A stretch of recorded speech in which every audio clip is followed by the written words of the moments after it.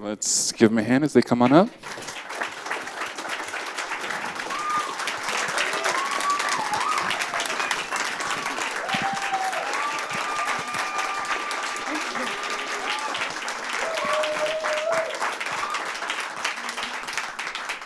Did you invite all your family and friends here? Apparently. Only family and friends. Only family and friends. Go ahead and introduce yourself. My name is Leonel Oliva. I am the lead actor, writer, and executive producer of the film. Go ahead and clap. Yeah. My name is Melanie DiPietro. I'm the head producer of the film. So as we all know, it takes a village and a tribe to make a film happen. So this is a time where we acknowledge any cast and crew in the audience. So Which you are here, so cast or crew, please stand up. Come on. Don't be shy. It's okay. Come on. Stand up. Hiding over there. Casey, hiding over stand. there. Are you standing? Okay, yeah, the seats are different in the back. Oh, okay. So for all those in the audience and those watching, the reason, a big reason we do independent film screenings is to encourage you guys to create your own work by hearing the stories of people who've done it and been through the fire and here still alive to tell about it. So let's start always at the beginning. It starts with a story in the script. You can't go much farther. You can't get farther from that. So how did the story come to be, and then kind of how did that become a script? So we'll start with the fact that I'm a registered nurse. I still work nights. I still take care of patients in an ER. I started back in 2006 as a registered nurse back in Miami, and then moved out here in 2007 and decided I wanted to be an actor. And I decided I wanted to be an actor before that, but that's a whole other story. The movie itself was, like many actors out there, we need a reel. And I wanted to write a scene for my reel. And I said, what's that piece? I know, right? Yeah. Pretty good scene, I think. So it was a bit of a journey to figure out what scared me the most. And the scariest thing for me is not being able to take care of my family. In the event that someone were to come into the hospital that I work, for me not be able to take care of them is the scariest thing. And then I wrote a scene, but my scene was 10 pages long. And that's not a scene for your reel. So a buddy was, one of the producers, Jeremy, he was like, dude, that's too long for a scene for your reel. And I'm like, I know. And he's like, and that takes place in a hospital, save that for something bigger. And I said, what do you mean? He goes, I don't know, write a feature. And I said, okay, how many pages is a feature? And he's like, 90 to 120. I'm like, well, I got 10. So I sat down and I started to write. And the first draft came out over 2 nights. I sat myself down. My brain, my creativity flows better at night. And a lot of Cuban coffee, and just typed away and got it done in 2 nights. And then over the following 2 or 3 years, it was rewrite after rewrite after rewrite, take a break, rewrite. But it all stemmed from the idea of me wanting to have a project that showed the depth of what I could do, not just the stuff that we get. Student films are great, but a lot of times student films are school projects, and they're trying to get them done and get going. And if you put your heart into something, it ends up showing. So that was the approach. Great. And then in that process, who came along to help you shape that? Because you're, as a first-time writer, who was your people to go, tweak this, tweak that, what you need something here, need something there? I was part of a writer's group, actually late in the game. Brought the script to them after I had gone through a few rewrites, had them read it, had them give me notes. And I'm one of those guys that I eat the fish and I spit out the bones. So it was what works for the story I'm trying to tell, what doesn't work, and then just restructuring it to the point where I had done a few drafts, a few being a lot, and I know I'm not a writer. I mean, I can write, but I know I'm not a writer. I'm an actor, and I want to make movies, and I want to tell stories. So I was like, I'm going to make a film. So we're going to shoot in 2 months, which was ridiculous, but I set a date. And the writers group was really what led me to that next step of saying, I want to move forward with it, and I had legitimate notes from people that I trusted. And then you realized you couldn't do yourselves. Did you guys know each other from the start, or there's a point where you guys kind of came into work together? Jeremy was a part of the writers group, so he was one of the original producers. Lee, our director, was also part of the writers group. And they set out to shoot in Miami, which is actually where we're all from. And I was still in Miami. I was about to move out to LA, but I got the call because Lee, the director, and I have a mutual friend that I've worked with, and they were looking for a first assistant director. So she called me and she told me about it, and I got on the phone with the director. We talked a little bit. And I was like, you know what? Send me the script. I was supposed to be getting on a plane to leave to LA. And I had just, gone through another movie, and I was just come out of the hospital. But I read the script. I'm a really fast reader. I used to be a script reader as well out here. Read the script in under an hour, and I was crying at the end. And I was unpacking my suitcase. And my mom walked in, and she's like, "What are you doing?" And I was like, "I have to make this movie." And at that point, I wasn't even hired. So then I went to the interview, and Lee and I got along great. They actually hired me as the UPM. And then the first AD that they hired, she had to go do another project. So we brought in, the second became the UPM, and I became the first AD, and we needed we needed a producer in Miami, so that basically to handle SAG applications. So Leo was like, "Well, you're a producer, you do it." And so we met on this project. Yeah. And was that process, was that in your 2-month time frame of wanting to first start this? Because you have a kind of story of starting and stopping. So talk about that first initial kind of getting into pre-production. Yeah, so I'm one of those people that I set deadlines even though they don't make sense, just because it gives me something to work towards. So I think it was maybe March, and I was like, we're going to shoot in July, which didn't work. And then I was like, well, let's make it August, let's make it September. And it kept on pushing until we got to October. And that's when we started shooting. We actually started shooting on her birthday, October 3rd, in Miami.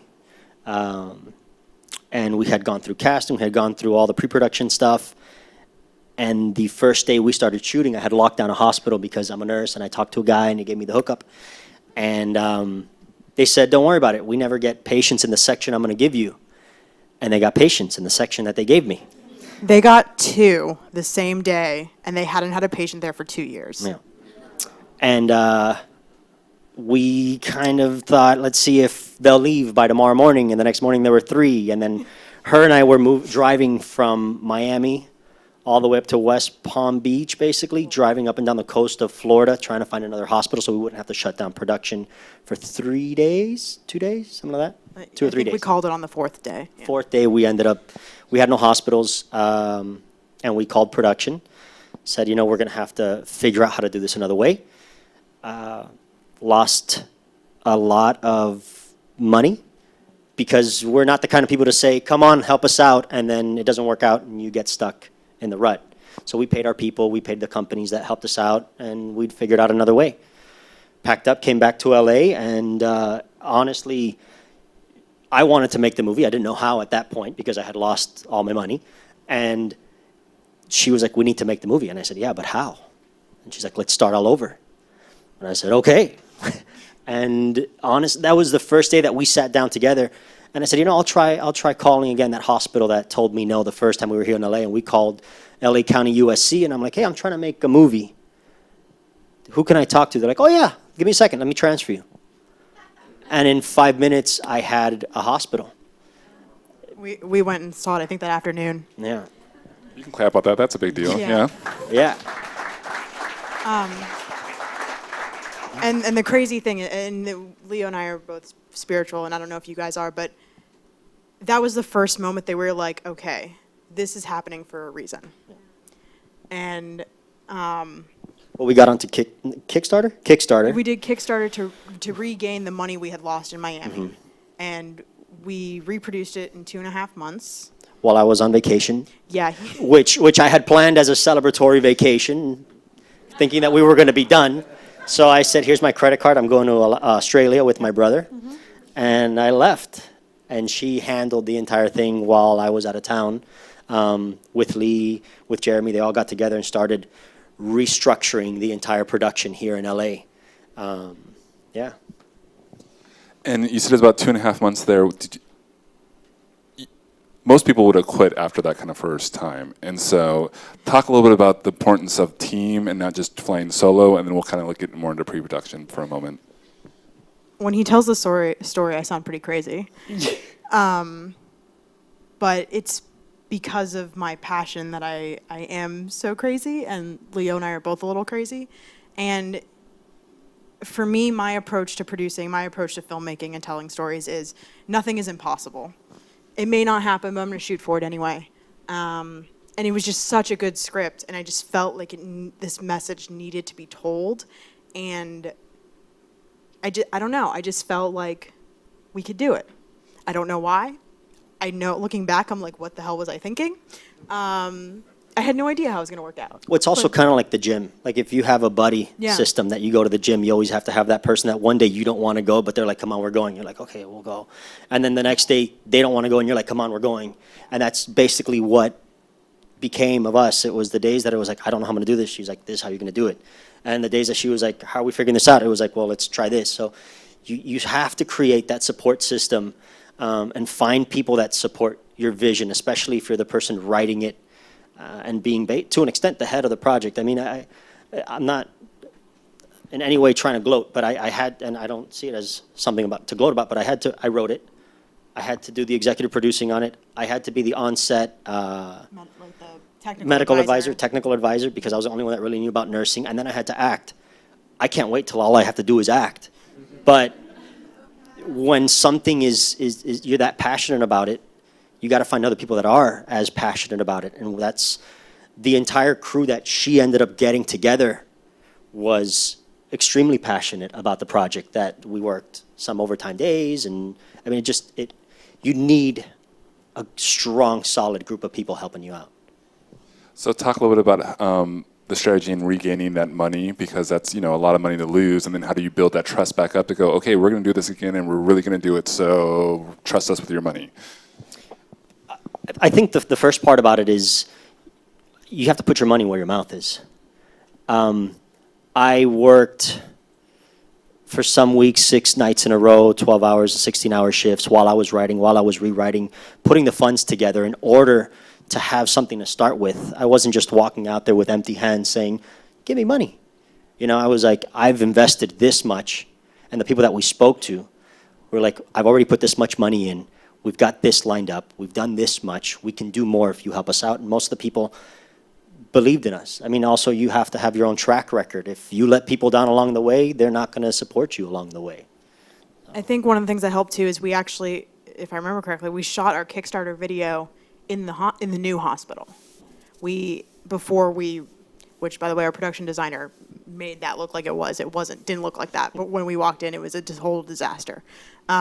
But we actually shot our Kickstarter video in the set before we did anything to it, and we said, we have a hospital now, which is what we lost. Now we just need your help. And I think having that forward momentum and having something tangible for people to hold on to, I think that helped a lot. Yeah.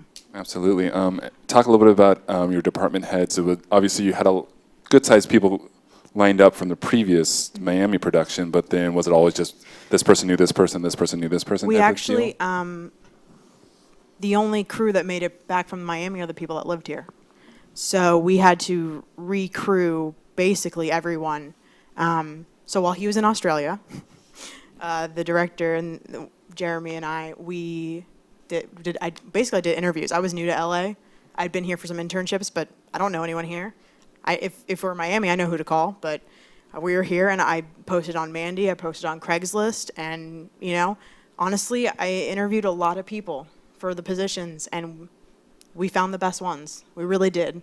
And it was like you could tell when they sat down and showed you their body of work, and I would always ask them, like, what do you see for the film? And Lee would ask them, like, the production designer, he asked her, like, a bunch of questions, and she just brought, like, for her, for instance, she just brought this image to our heads, and when she left, we were like, it's definitely her, and so honestly, it was the traditional means of interviewing. In the indie film world, it's also helpful marketing-wise to get that name like Danny Glover. Can you talk a little bit about that process, because actors may not know the behind the scenes as a producer with agents and that kind of whole process and working with talent who, someone like Danny. So you want to share that story? I'll mix in the idea of also that buddy that you work out with. You always have to have someone stronger than you so you can get stronger. It wasn't my idea to have Danny Glover. I was thinking I wanted to make a reel and I got a movie. I wanted actors to act. She was the one that said, we need to get a name for this role. Who should we go after? And then she reached out to Lee. Yeah, so this is where I sound really crazy. I knew that this is a hard sell because it's an indie drama. It's very emotional. It's hard hitting. And when you're doing a low budget indie, a lot of times buyers want to buy comedy and sci-fi and horror. They love horror. This was not horror. And so I knew we needed something to get people's attention. And when I looked at the schedule, I was like, we could get someone to play Floyd. We can shoot him out in 3 days. This would be perfect. And I just, so I don't know what I was thinking, but I was like, we need to do this. And I went to the director. I said, give me a list of names you want. He said, great. So Lee went home. He sent me this list of 5 or 6 people, and they were all TV actors. And I said, these people are fantastic, and I love them. I watch all of their shows.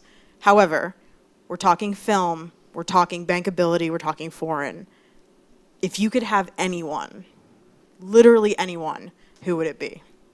And he said, to tell you the truth, when I read the script, I imagined Danny Glover. And I said, okay, and I walked away. And as soon as I turned around, I was like, in my head, I was like, Melanie, you just told this director that you were gonna go get Danny Glover. You're literally insane. And so I went out and reached out and got Danny Glover. I think what helped us get him, one, the script. I knew, and we had a couple people say yes besides Danny, but Danny was our first choice. I knew that if someone had a connection to this material, they'd want to do it no matter what the budget. I was right about that. Second is, what I pitched to the agents was, we're shooting between this date and this date. I need Danny for 3 days. He can pick any 3 days of these dates that he wants. So it was like, we're doing this with or without him, and we'll work around his schedule. So it's a very attractive offer to, an agent who can basically fly their client in for a couple days. They can make some money, and we'll work to their schedule. But the movie's going to get made, so it's like they're more trusting because we already have the money, we're already going. So it wasn't like I reached out to him and I was like, hey, would Danny want to be in our movie, you think, if we ever made it? Let me know. It was more of, this is what we're doing. This is the role. This is why we think he would be great for it. We'd really love him to read it. And he read it and he said yes. Great, congratulations. Did you, as an actor, write with any other of the actors in mind? Was it all kind of casting and kind of just what kind of walked through the door, or how was that kind of process? Talk a little bit about the casting process. So I knew, you're an actor, you know a lot of actors. I knew the actors that I trusted. I'd been in class with a lot of them, or had done scenes with them. Like Lee, I had worked with before as my director. I knew his work. Writing, I didn't write for anybody in particular. Not even the role of Kayle, not even the role that I played. I wrote it as honest and as deep as I could, so that it would make me stretch. And I made every character have a persona somewhat based on people that I already knew, had already dealt with within the medical field, but left it open enough to where when some actors came up and said, where am I at with this and this point of my life and this character? It was like, this is the structure, you build it. You give yourself the opportunity to create. Because I'm a firm believer that artists, actors are creative as much as the writers are, and you have to bring yourself to it. So if I were to block you off and say, well, no, this person has to be this tall, this color, this hair length, no. It was a matter of, can this nurse be a girl? Yeah, all right, that's a girl. And can this nurse be a boy? Yeah, it's a boy. And it was this patient, that patient. So everything was wide open, as long as they served the story in some particular way. Through the casting process, we hired the actors that fit the roles the best. We had a very extensive casting process, especially because we went through it twice, because we did it once in Florida, and then we also did it over here. And he wrote 43 speaking roles, I'm just saying. Yes, I did. In true indie style. Yeah. Yeah, because rule number 1 of indie filmmaking is put a lot of cast in it.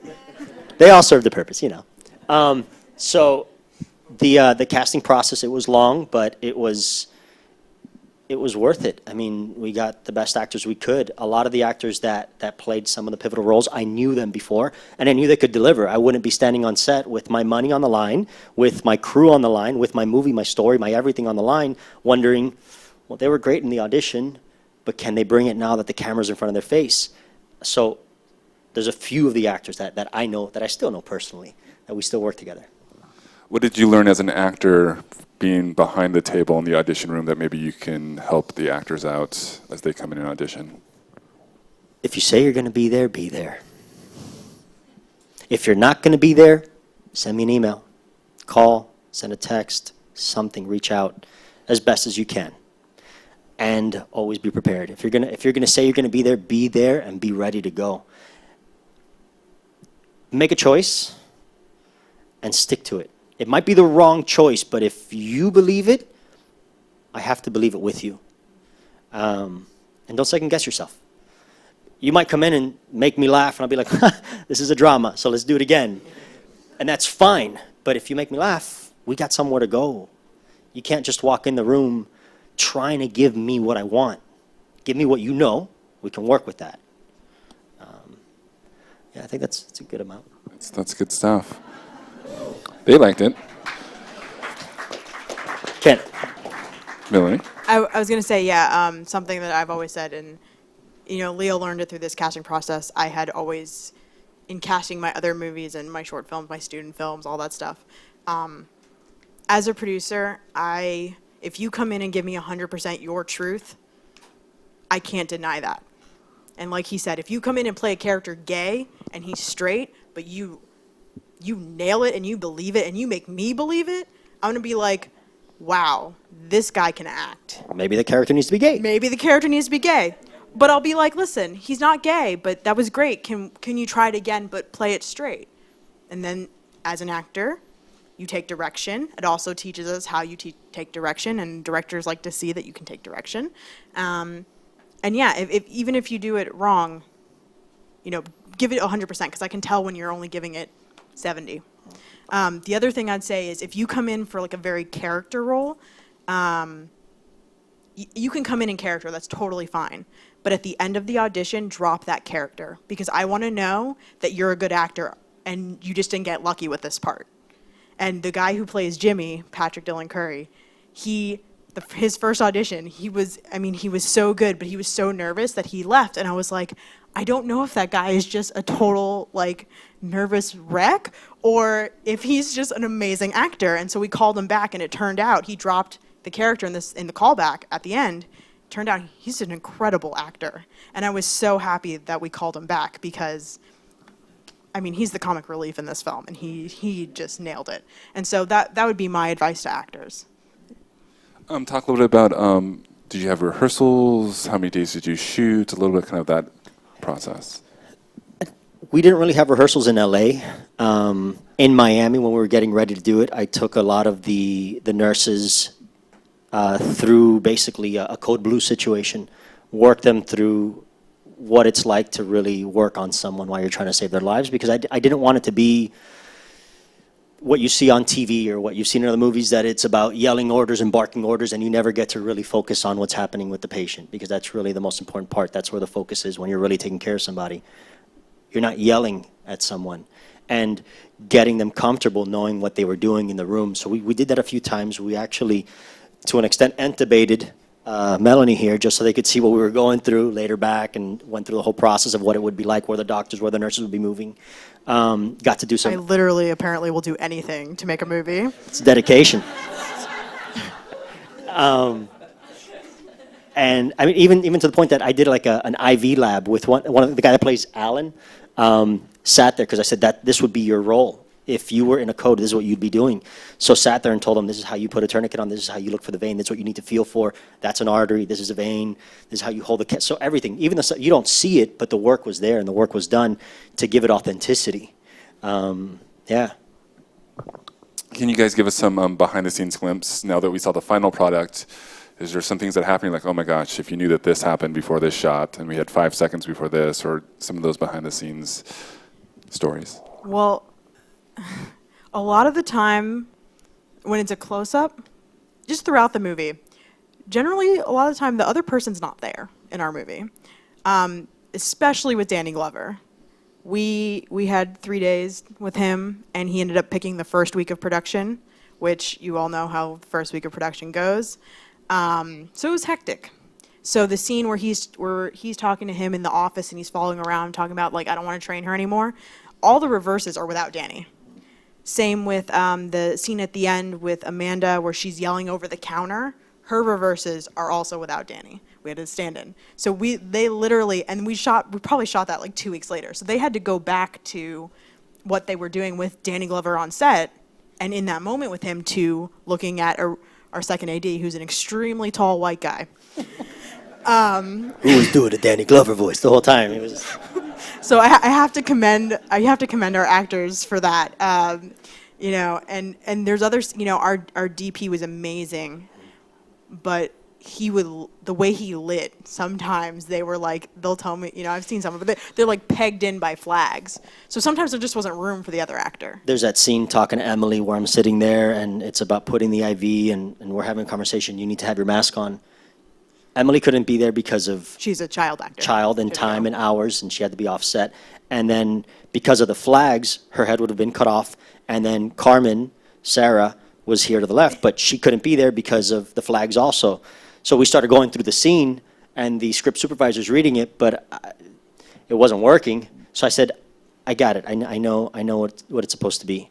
And I'm like, okay. So literally I'm doing the scene, and I'm saying my line, waiting, reacting to what was said, then saying my next line, but there's no lines being said. But you had to do enough work ahead of time so that you can deliver when that happens. Yeah. Wow. Watching those takes are actually really funny because it's just Leo, like, Thank you. and then he delivers his line.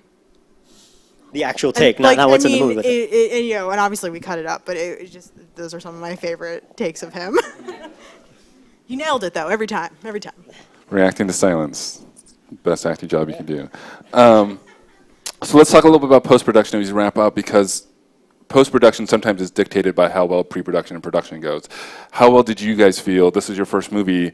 Did you set yourself up well, or did you like, oh my gosh, there's so much I would have done in pre-production and production better for post? I'll say we thought we had until all of our post-production money went to hiring a guy by the name of Danny Glover. So we lost post funds, and then it became, how do we finish it? How do we put that money back together in the process of making the movie? I think one of the smartest things that we did was the DIT, the guy that basically offloads all the footage from the camera onto the hard drives, is also an editor. And he said, I'd like to edit the movie. So Melanie was like, you want to edit it and be part of it and do it while we're on set? So that really squeezed our time in, our post-production time, because while we're shooting the movie, he's sitting in a back room offloading footage and editing it. And it was great because whenever I had a moment, which wasn't often, but I would go, my background is I was an editor before I was a producer. So I would go sit in, I would review the day's footage, and then he'd show me scenes he cut together. And we could see if we were missing something, if we needed to reshoot something. We could play with stuff, and I could see how the movie was coming together in real time. And I think that was super helpful for us. And there was a moment on set that when you asked about the unexpected things, there was a really hard day that we had where Leo pretty much... I had a nervous breakdown. He was at the end of his ropes, and Lee had asked that no one go in and see none of the actors go in and see their footage. Because, sometimes when you see yourself, you start thinking about, well, I should have done that better, and then you're distracted. And so, I totally understand why that rule was in place. But... Well, we were at the point that we felt like we were so far behind schedule, we weren't going to finish the movie. And we were 3 weeks into it, and we were a lot of money into it, and we were a lot of heart into it. And I came to grips with the fact that I'm not going to have a movie. And I'm not going to put out a half-ass movie. I'm not going to do it. So what was great was I had been working with Kevin on the locker room scene with Danny. And I was able to take Leo in, sit him down, close the door. I said, Kevin, I want you to play this scene for him. And as we're watching it, he's watching it. I said, Leo, you have a movie with Danny Glover, and we're going to finish it. And if we didn't have Kevin editing it, I don't know what we would have done in that moment. It's a story that resonates with a lot of people because you can catch things, you can feel like there's real progress happening in the middle of it. So that was huge. Thank you guys for that. How then, as you started getting into more of the post, color correction, all the sound, all that kind of stuff, did you guys have to raise more money? Did you guys just ask a lot of favors? Kind of what was that process after your official production was ended? It was a combination. We got a couple investors for post, which helped a lot for that. Post was a lot more difficult for us than it should have been. One was the money. One was we tried to ask favors, and then that backfired. The only place it backfired in our face was post, because we had asked a post house to do something for us low budget, because we didn't have the budget. We told them how much money they had, and they said, yeah, we can definitely do that for you. And then they failed us. They let us down. We lost that money, and I had to go to a second post house. Then they let me down, and I had to go to a third post house. And every single time I lost money. But the third post house, Santa Monica Video, I'll give them a shout out.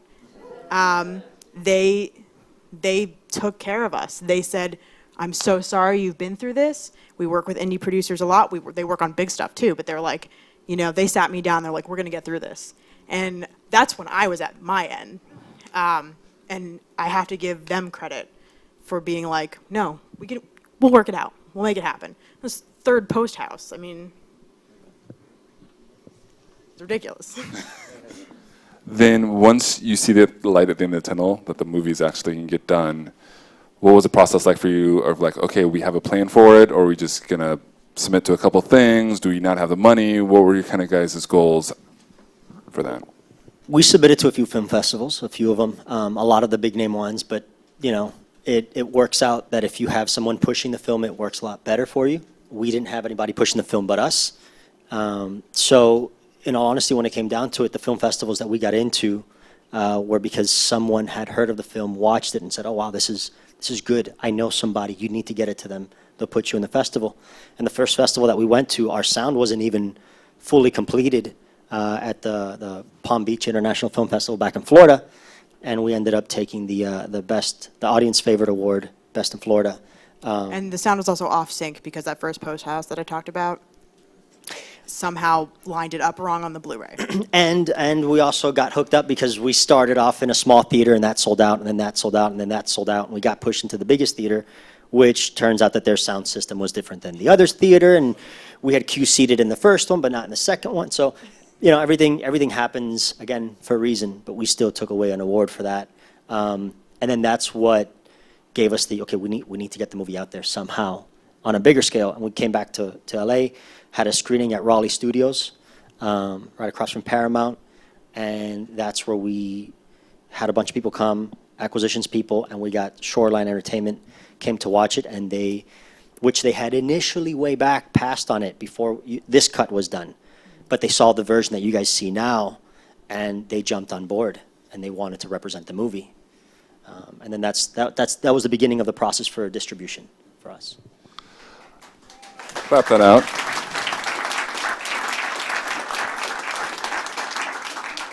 Being your first feature, and not your first film, but probably the first. This is the first one that I've been biggest the one. head producer of. Yeah.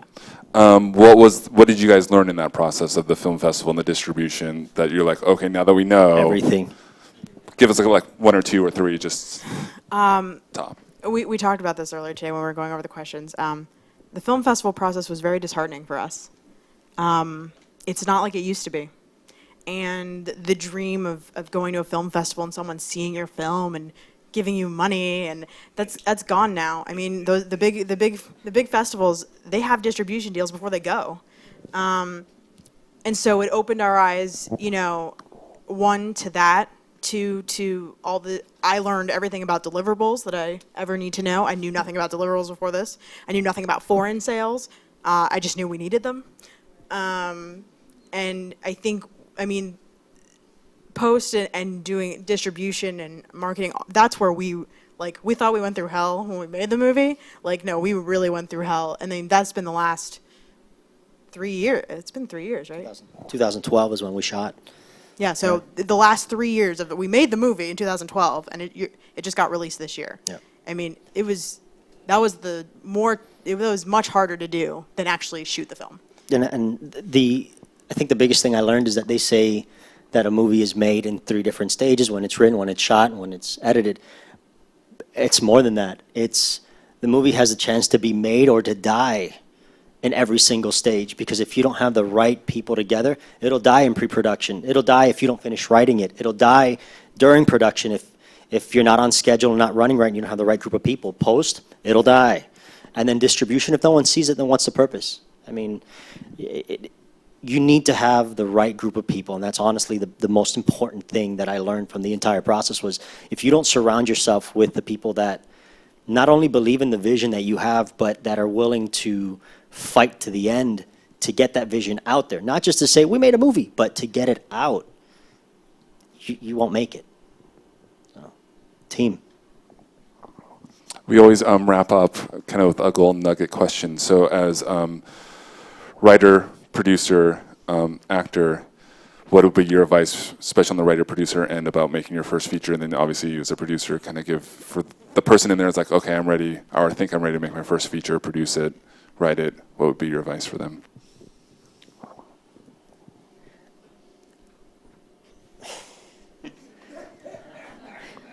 It's not don't do it. That's not the best piece of advice, because it needs to be done. I think everybody has a story to tell. And I think you just need to be brave enough to tell that story. But if you're brave enough to tell it with everything that you have. Because when someone else reads it, they'll see that everything's in there and they'll want to give it everything that they have. It all starts with you if you're going to be the person telling a story.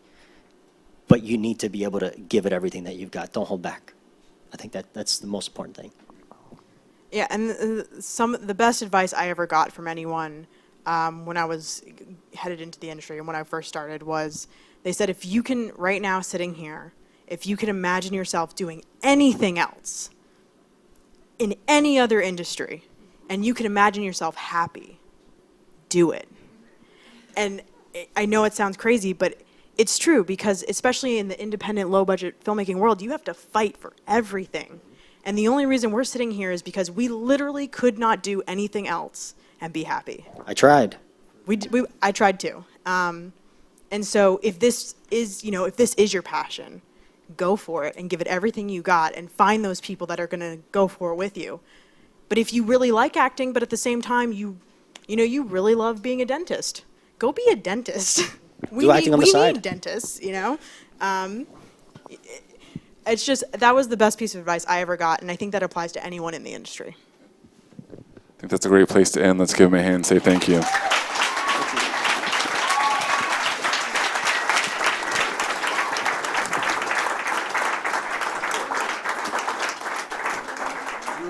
Thanks for coming out, guys. Please drop off your surveys. They'll be around to say hi to them and everything. Thanks for coming out.